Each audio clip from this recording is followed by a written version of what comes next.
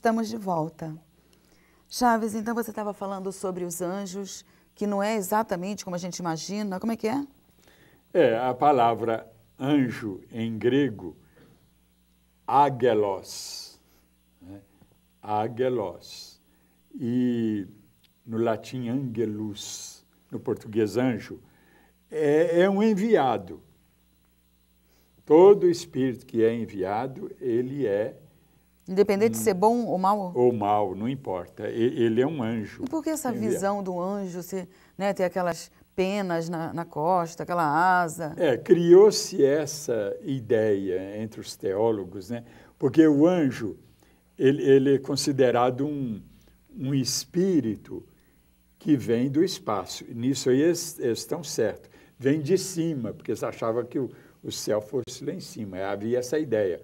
O céu lá em cima e o Hades cá embaixo, né? E que se confunde também com a terra. O Hades, o Geena, né? Há vários nomes, Ínferos, Sheol, tudo aqui designa o mundo que eles chamam também de mundo dos mortos, porque figuradamente nós somos mortos também. Estamos vivos, encarnados, com corpos vivos, mas espiritualmente, moralmente, somos mortos, metafísicos, porque estamos ainda muito atrasados. Né? O que lembra aquilo que Jesus fala para aquele jovem, não é? Deixai que os mortos enterrem seus mortos. Não são os mortos biológicos que morreram, não, são mortos metafísicos, atrasados. E aquele que despertou para seguir Jesus de fato, já não é um morto, né? Então, por isso ele falou, deixar que os mortos enterrem seus mortos.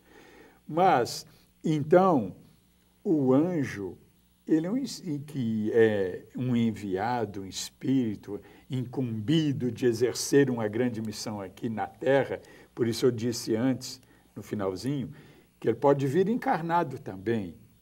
E o rei desses anjos encarnados é Jesus. Né? Então, na Bíblia, os anjos eram pessoas normais. Pela Bíblia, pela origem, lá no início, essa ideia, ele é um enviado. Não podemos esquecer isso. Daí que voltando a Jesus, ele é enviado de Deus. Então, o que foi aquela rebelião? O que foi a queda dos anjos? Pois é, mas aí eu ia dizendo antes também, e acabei deixando o assunto de lado, tem uma analogia com a queda de Adão e Eva. Por isso, São Pedro fala lá na sua primeira carta que esses anjos foram encaminhados para a terra, para aqui, porque eles não podiam ficar no mundo espiritual. Em outras palavras, eles vieram reencarnar para poderem continuar a sua evolução. Onde eles pararam, eles não retrocederam bem. Eles recomeçaram onde eles estavam. Né? Então, eles usaram mal o seu livre-arbítrio e eles, então, ficaram estagnados e recomeçaram. Fizeram um novo começo.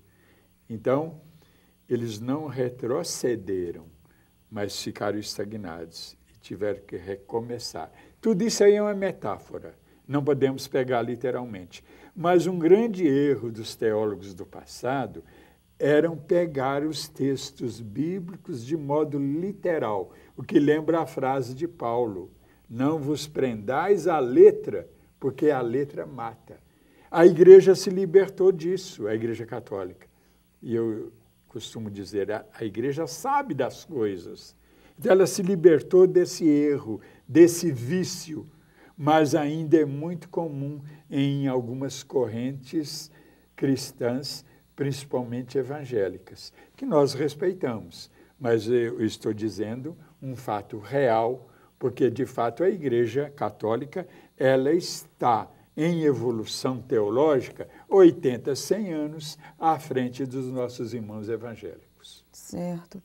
Bom, acredito que tenha ficado entendido. Então, uma outra palavra seria o anticristo, Chaves. O que é? Como é que se lida com isso? O que foi o anticristo na Bíblia ou ainda nos dias de hoje? Celina, a primeira carta de João, capítulo 4, versículo 2, quem quiser conferir, repetindo, primeira carta de João. Falei Paulo ou João? João. Falei João, né? A primeira carta de João, capítulo 4, versículo 2, lá está escrito assim: aquele que disser que Jesus Cristo não veio em carne é do anticristo.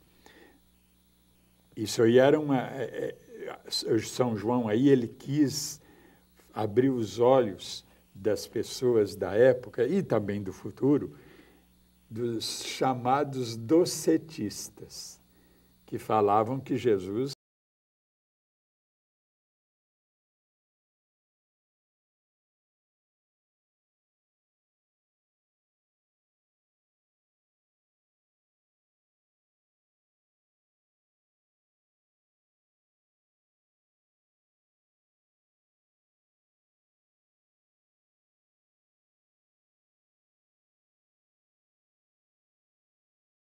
os docetistas da época, eles defendiam a tese de que Jesus não veio em corpo. Era simplesmente aparente o corpo dele físico, e que o corpo dele, na realidade, seria etérico. Mas, então, João diz isso na primeira carta, capítulo 4, versículo 2, que são do anticristo. O que é o anticristo?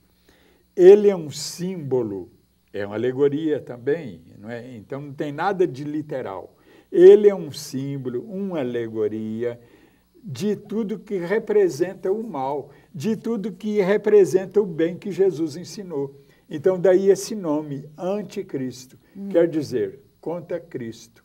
Então tudo que é do mal é representado alegoricamente pelo que se diz anticristo.